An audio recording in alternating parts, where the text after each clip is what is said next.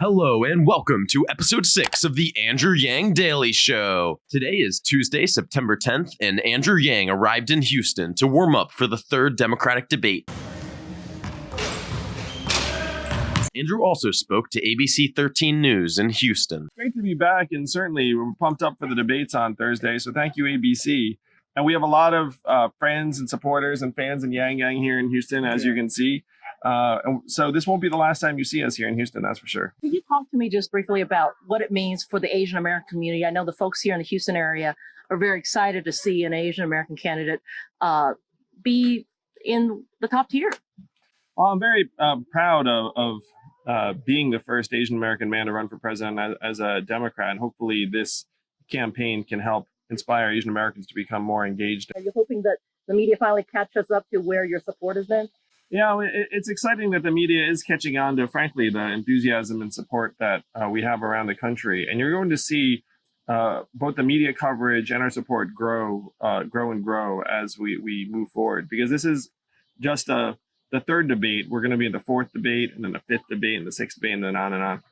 So many debates. Andrew Yang was featured on the other Daily Show last night, and Trevor Noah brought up the fact that Yang is 6th in the polling average, but ranks just 13th in media coverage. Noah then brought up Yang's crowd surfing from the other day, and wondered what Yang would pull off next to grab the media's attention. My flagship proposal, the Freedom Dividend, would put $1,000 a month into the hands of every American adult, be a game changer for millions of American families. Andrew responded, telling Noah not to worry, as he has something big planned for the third debate. It could have to do with a change in costume, which Yang teased back in August. But what if it has something to do with Elon Musk? It is now confirmed that Andrew Yang met with Elon Musk within the past few days. Here's a picture of Andrew Yang with Elon Musk's girlfriend. This appears to have been taken at Elon's SpaceX facility. Trevor Noah also wondered if other candidates would attempt to be cool and crowd surf like Yang. He said it would be awkward for a candidate such as Bill de Blasio, who, quote, only has one supporter, end quote. Speaking of Bill de Blasio, he claimed in The Verge today that Andrew Yang's universal basic income would hasten the intrinsic value of work. This is, to me, the generational challenge that we're facing, is how do you create more community ties and structure and purpose and fulfillment and paths forward for Americans who feel this central void in their lives? And of course, like $1,000 a month does not fill that void.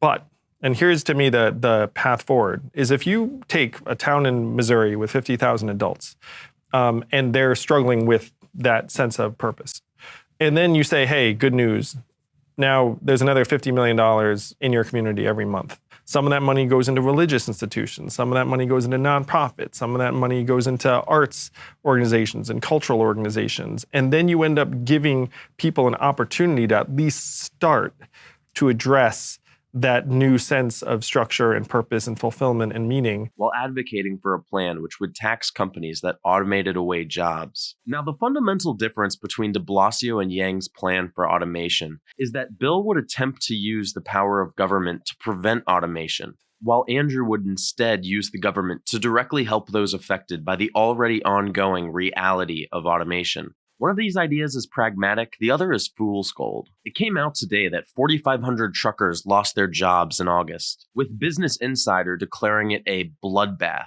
It was also announced by CNBC that McDonald's acquired a company that helps understand speech using artificial intelligence in an effort to automate their drive-thrus. It was McDonald's third tech acquisition of the year. A new poll was released today showing Andrew Yang beating Donald Trump by 8 points in New Hampshire. The poll, conducted by Emerson, showed him outperforming Bernie Sanders, Kamala Harris, and Elizabeth Warren in a head-to-head matchup versus Donald Trump. The only candidate who did better than Yang was former Vice President Joe Biden by just 1 point, which, considering Biden has near universal name recognition, is impressive. Afterwards, #YangBeatTrump trended on Twitter with over 50,000 tweets. 538 pollster Nate Silver recognized the potential of Andrew Yang's campaign in a column today. The column was titled, "If you're polling in the low single digits, you're probably toast." But then he went on to say that he wasn't including Yang as part of this group, stating he is a unique candidate. On Twitter, Silver then teased an upcoming article about Yang stealing away support from Bernie Sanders. Yang was then talked about on 538's Politics podcast. The hosts had a mix of criticism, praise, and advice for Yang. The only remaining person left is Yang, and that goes to you, Micah. What is his strategy? Yang, I don't know. Actually, I thought Yang's incentives in the debates are sort of weird, where in a lot of ways he's running as just an issue candidate for universal basic income. But in the debates, he hasn't behaved really as a single issue candidate. He kind of, I don't know. He hasn't really stood out in the debates. So I don't know. I think Yang should just kind of answer every question that comes to him. I don't know. I think he should just play up his.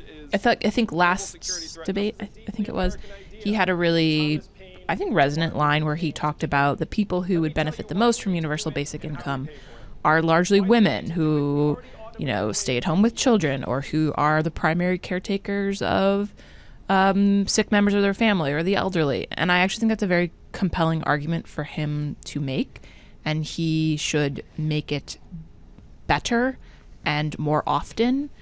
And he should sort of make it, well, this is what it actually looks like day to day, and this is who we're trying to reward for their non-salaried work that helps society move. And I think it's actually a quite compelling argument, and he should pay it up and help. And his idea for the debate should be to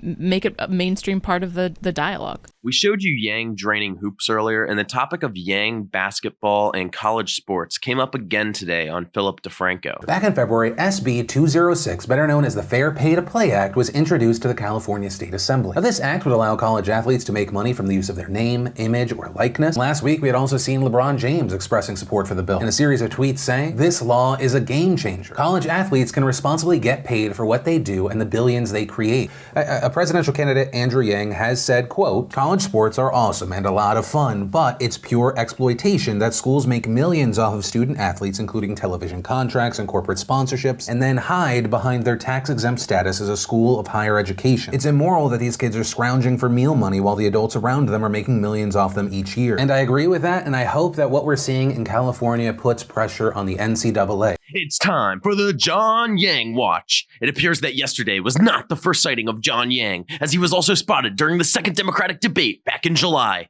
Who is this mystery John Yang? Is this him? Donald Trump may have also spotted John Yang at a press conference recently, but this story is unconfirmed. John Yang. Thank you, Mr. President. I'd like to follow up on Julie's question and press you a little more on Syria. It's possible that there may be multiple John Yangs. He was last spotted with his friend Andrew Wang. If anyone knows the whereabouts of the real John Yang, please send an email to whoisjohnyang.com. I actually want to thank MSNBC for their flub yesterday because it has generated tons of free media coverage from Andrew, as well as some good memes. In a tweet today, former MSNBC reporter Crystal Ball poked fun at the network and then talked about the story on her show, Rising, with Sagar and Jeety. The media has sort of ignored Andrew Yang. They've left him off of graphics. They left him out of segments. There's a new twist in this. MSNBC actually got his name completely wrong. So, okay, Sagar. Andrew Yang is polling above Cory Booker. Yes. Above Beto O'Rourke. Yes. Two United States senators, 3 United States congressmen, and they governors, call him the John, mayor of New York City.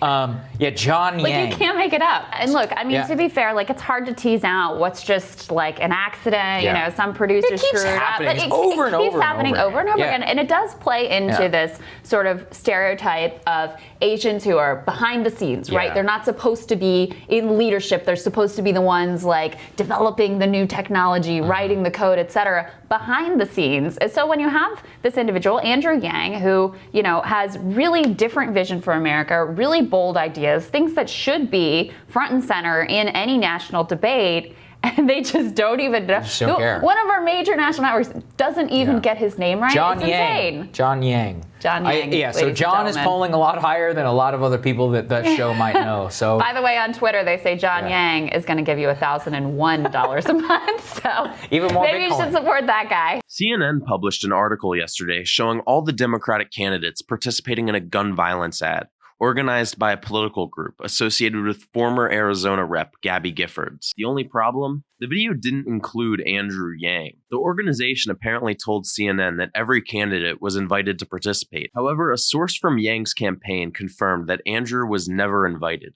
There was a profile on Yang released by the New York Times today, as well as an article from the Torg on Andrew and the economy. The links to these articles, along with everything else mentioned on this show, is in the description below. I want to send a huge thank you to all of our new patrons. A special shout out goes to our first God tier patron, Manuel Carrillo III. If you would like me to attempt to pronounce your name at the end of every video on our channel, become a God tier patron today. Thank you for watching the Andrew Yang Daily Show. We'll be back tomorrow. Yang Gang 2020. Yang Gang 2020. Yang Gang 2020. Yang Gang. Yeah, yeah. Yang Gang 2020. Yang Gang 2020. Yang Gang 2020. Yang Gang.